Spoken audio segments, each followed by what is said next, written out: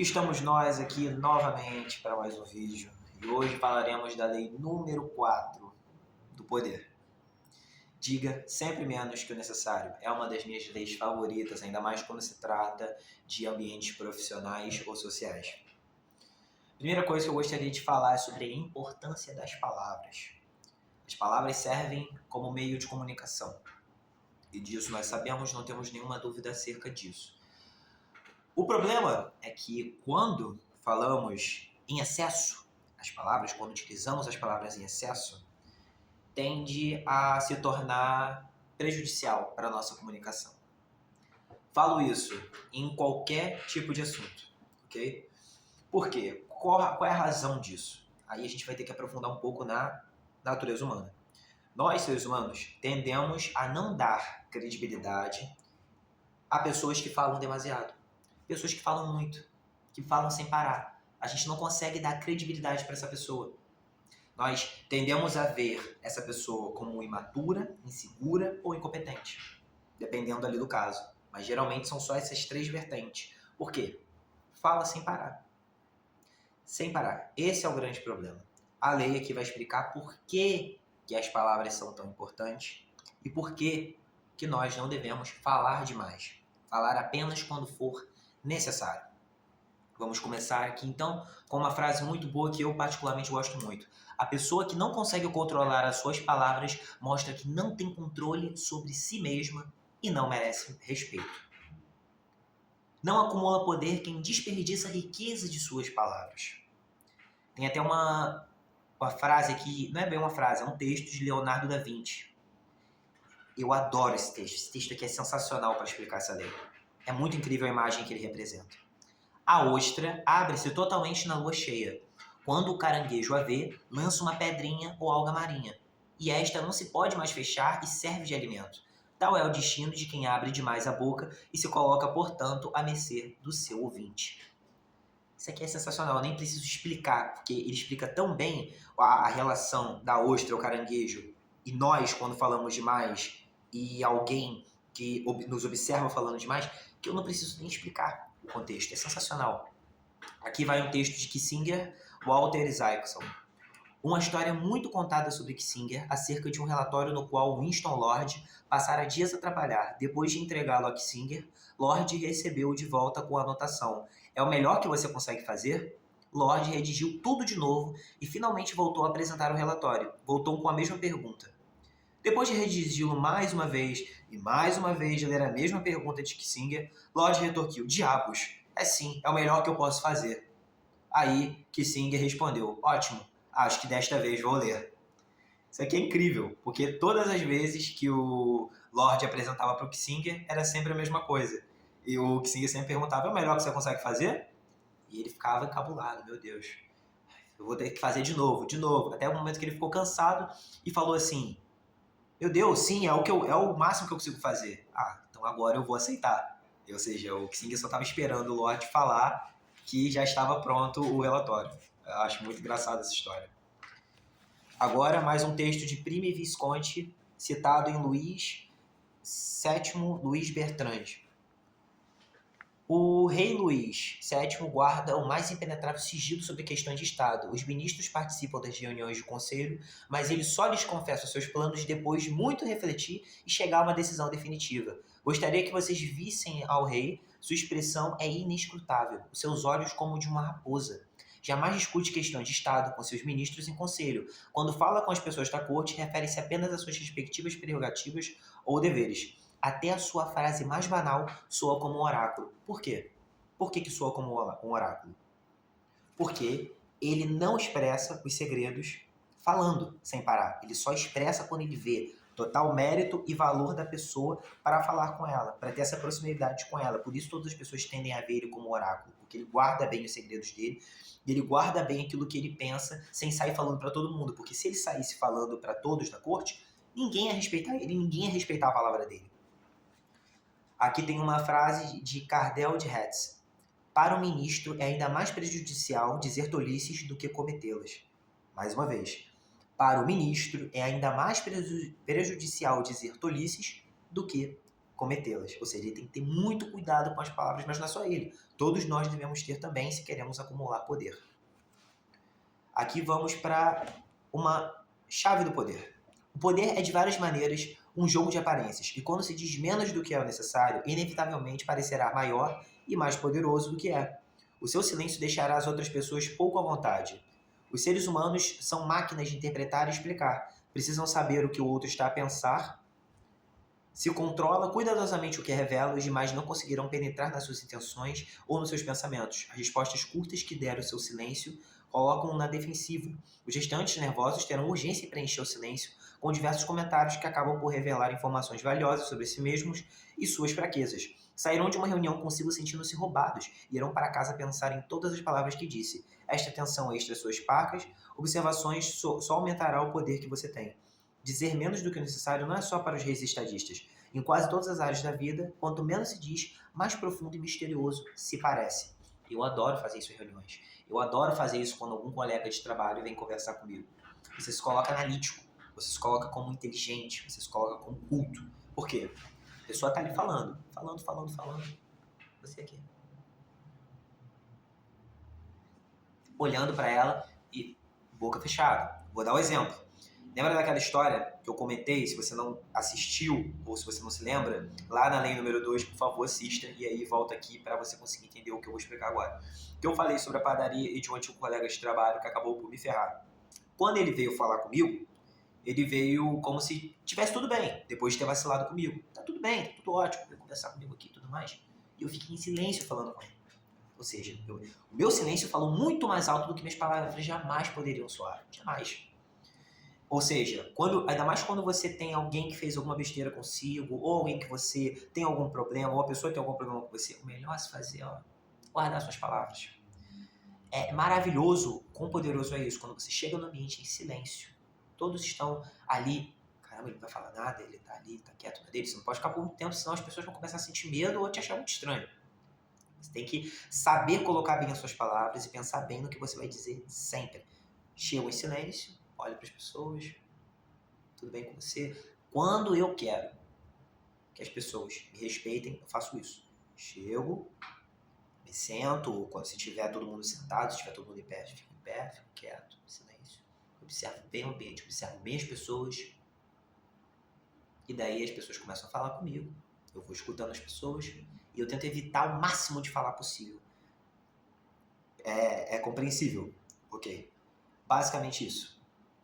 Você pode tentar, chega num lugar, cumprimenta as pessoas e fica em silêncio.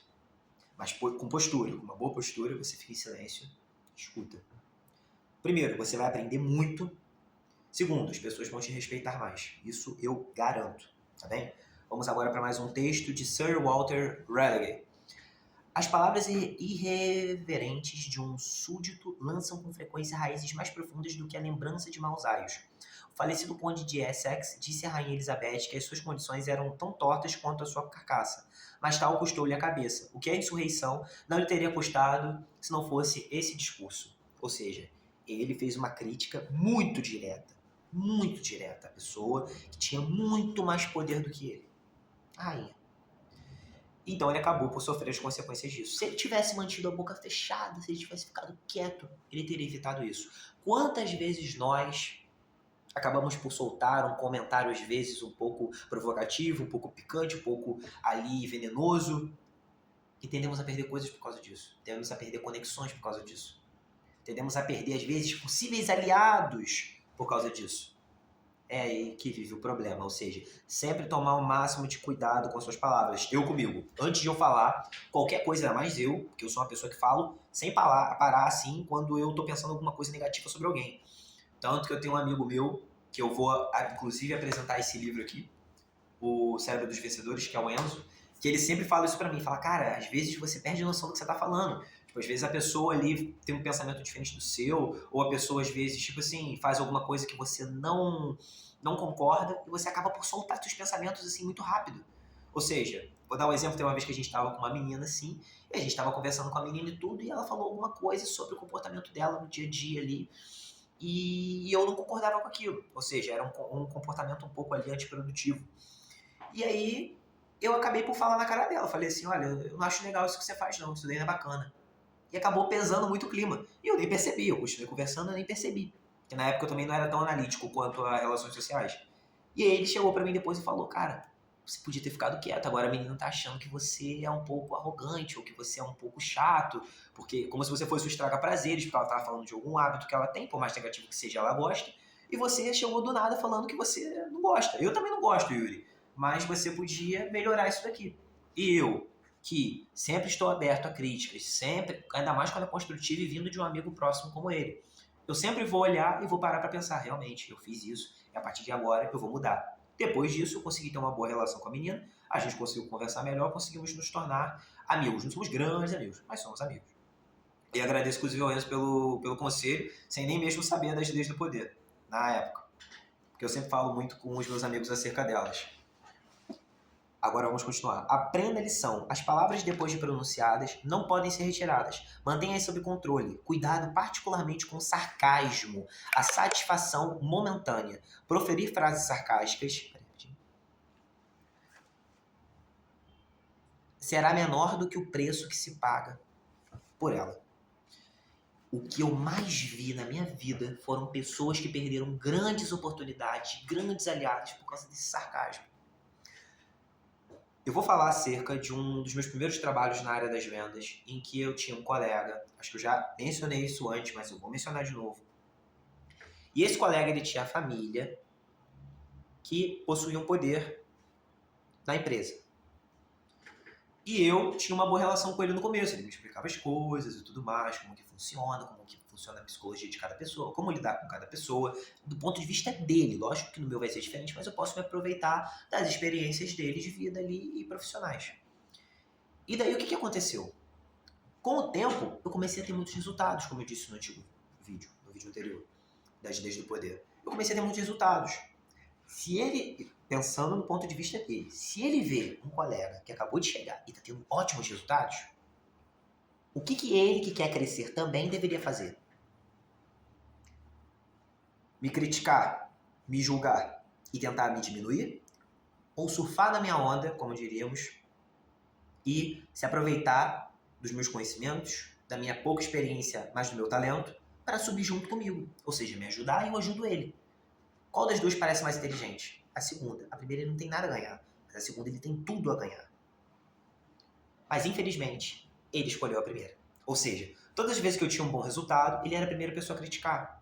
Ele era a primeira pessoa a julgar, ainda mais com sarcasmo. E o sarcasmo foi o que me fez perder totalmente a confiança nele, totalmente a vontade de querer crescer junto com ele profissionalmente, porque ele era a única pessoa ali da minha faixa etária, mais ou menos ali de idade, ali pelos 20, 25 anos.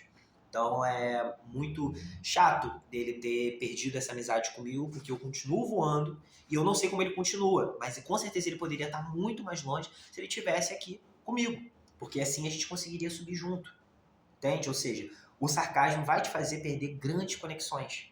Já vi em sala de aula pessoas fazerem isso e acabarem por levar uma bela de uma suspensão, uma bela de uma advertência, tanto na escola quanto na universidade. Já vi pessoas falando coisas totalmente desnecessárias, desrespeitosas para as pessoas, simplesmente por falar e acabar perdendo, às vezes, um grande amigo, às vezes, um grande mentor. Ou seja, você falar demais, ainda mais no sarcasmo, é a pior coisa que você pode fazer para sua comunicação, para sua própria pessoa e também para o seu comportamento perante a sociedade que você quer ter ali o máximo de proximidade possíveis para o seu capital social crescer e você conseguir se qualificar como uma pessoa que está em desenvolvimento pessoal e profissional. Aqui tem uma imagem que eu gosto muito, que é o Oráculo de Delfos, que me faz muito lembrar até do God of War, do jogo de PS3, PS4 e PS2 também, não posso esquecer que é clássico. Muitas pessoas vão conhecer, que fala acerca da mitologia grega, e o Oráculo de Delfos basicamente é um oráculo. No jogo é um pouco diferente por conta da narrativa do jogo, mas aqui eu gosto muito da imagem que o livro traz sobre esse oráculo. Quando as pessoas consultavam o oráculo, a sacerdotisa pronunciava algumas palavras enigmáticas que pareciam muito importantes e significativas. Ninguém desobedecia às palavras do oráculo. Eles tinham poder sobre a vida e sobre a morte. A autoridade. Não fale antes dos seus subordinados. No caso, se você tiver um cargo alto de liderança, de gestão ou de qualquer tipo de liderança que seja, qualquer meio. Não fale antes dos seus subordinados. Quanto mais tempo permanecer calado, mais rápido os outros começam a falar. Isso aqui serve para tudo, tá? Não só para os líderes. Quando os restantes se manifestam e falam, eu posso compreender as suas verdadeiras intenções. Lembra que a gente estava falando sobre oculte suas intenções? A melhor maneira de você ocultar suas intenções é você dizendo sempre menos que o necessário. Quando você fala muito mais do que o necessário, você acaba revelando as suas intenções. É o que eu mais vejo acontecendo com as pessoas que não estão atentas à sua própria comunicação. Mais rápido eu começo a falar. Quando os restantes se manifestam e falam, eu posso compreender suas verdadeiras intenções. Se o soberano não é misterioso, os ministros então terão a oportunidade de se aproveitar. É uma frase do Han Fei-tzu, filósofo chinês. Agora vamos para o inverso da lei. Há momentos em que não é sensato ficar calado. O silêncio pode despertar suspeitas e até insegurança, como eu disse no início do vídeo. Especialmente nos seus superiores, quando você tem superiores. Um comentário vago e ambíguo pode nos expor a interpretações com as quais nós não contávamos. Ficar em silêncio e dizer menos do que o necessário são técnicas que devem ser praticadas com cautela, portanto, e na ocasião certa. Ocasionalmente, é mais sensato imitar o bobo da corte que se faz de tolo, mas sabe que é mais esperto do que o rei. Ele fala e fala e distrai os restantes. Ninguém desconfia de que ele não é tolo. Assim, às vezes as palavras também funcionam como uma espécie de cortina de fumo, quando se quer enganar os outros. Ao encher os seus ouvintes com palavras, estes distraem-se e ficam hipnotizados. Quanto mais falar, menos desconfiam de si. Isso aqui é importante, ainda mais quando se trata de um orador ou quando você quer, no caso ali, reverter uma situação que foi má para você. A verborragia não é percebida como maliciosa e manipuladora, mas como sinal de incompetência e ingenuidade, foi o que eu disse no início. Tal é o inverso da política do silêncio utilizado pelos poderosos. Falando mais e parecendo mais fraco e menos inteligente do que é, pratica-se a dissimulação com muito mais facilidade. Ou seja, quando você precisa se fazer de idiota ou do bobo da corte, como eu tinha dito aqui, ou até mesmo como bobo de qualquer maneira, um patife honesto, como vimos na lei anterior, é muito importante que você fale muito. Aí sim é importante, mas quando você quer sair de uma situação na qual você estava mal, como eu expliquei na lei anterior, oculte as suas intenções, é só assistir, tá bem? Basicamente, eu fico com isso. Diga sempre menos que o necessário, a não ser que as suas palavras tenham um grande valor perante as pessoas com quem você está. Você sempre mantém a boca fechada. Se você for superior, você mantém a sua boca mais fechada ainda para entender as intenções dos seus subordinados. E se você for um subordinado, aí você pode falar e sempre se expressar. A gente vai entender muito mais como ser um grande subordinado para crescer na hierarquia de poder lá para a Lei 24, quando você representa o cortesão perfeito. Tá bem? Gostaria de finalizar esse vídeo com isso. Se vocês gostaram, por favor, deixa o ok, deixa o like, deixa o gostei. Se você é novo aqui no canal, se inscreva, por favor. E claro, ative o sininho se você está gostando dessas interpretações de livros e também das minhas explicações, ok? Muito obrigado pela visualização. E se você tiver algum tipo de comentário para fazer acerca do vídeo, alguma sugestão de vídeo ou de livro para eu apresentar aqui e mais as minhas experiências pessoais, por favor, é só comentar, tá bem? Muito obrigado por tudo, galera. Rumo ao poder e um abraço.